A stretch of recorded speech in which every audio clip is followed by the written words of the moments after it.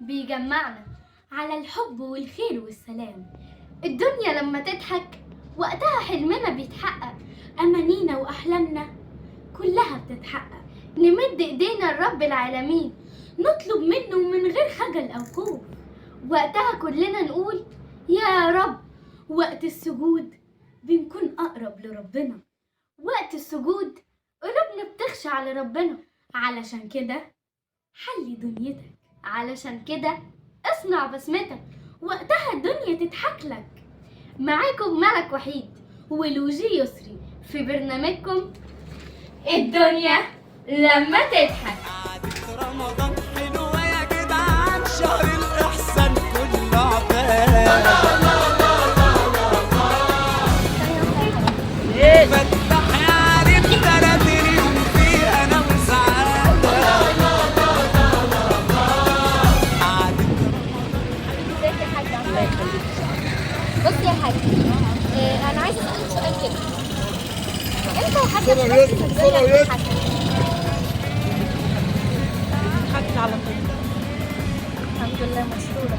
يعني مثلا ايه اللي بتتمنيه عشان يعني لما يحصل الدنيا تضحك لك؟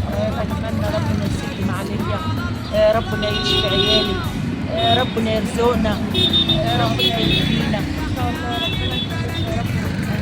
ربنا يعني. طيب بصي يا حاجه بقى، احنا منتخب الحب والخير والسلام، احنا عاملين مسابقه بسيطه كده. هنسالك سؤال بسيط، لو جاوبتي عليها تاخدي معانا جايزه. تمام؟ السؤال هو بقى، ايه هي السوره اللي بنبدا بيها لما نيجي نصلي؟ الفترة الفاتحة العالمين. علي بس صوتك يا حاجه. إياك نعبد وإياك نستعين، اهدنا الصراط المستقيم صراط الذين أنعمت عليهم غير المغضوب عليهم. شاطره يا حاجه، برافو عليك. حضرتك كده كسبتي معانا وهتاخدي معانا الجايزه دي. كل سنه وحضرتك طيبه.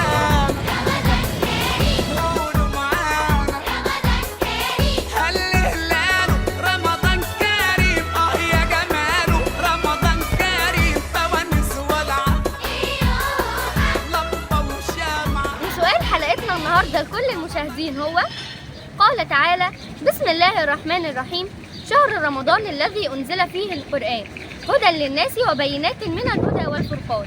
في أي سورة ذكرت هذه الآية؟ نقول السؤال مرة تانية.